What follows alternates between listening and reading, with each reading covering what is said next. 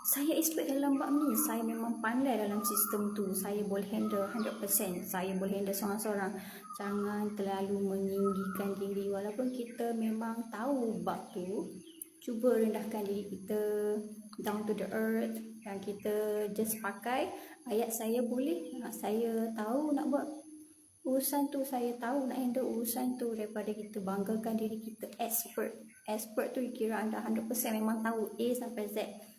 Jangan ambil risiko kat sana. Nanti bila kita dah masuk, ada point kita tak tahu, ni bukan cakap expert. Mulalah bos tu rasa menyampahkan.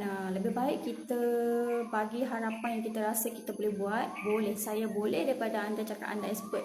Nanti dia akan tanya, ada bukan hari tu you cakap you expert? Dah kena kat muka kita stepek.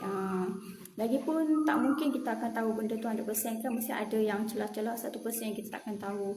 Dan celah-celah yang kita tak tahu tu kita boleh cari. Kita boleh cari, tapi kita perlukan masa untuk dapatkan information yang 1% tu.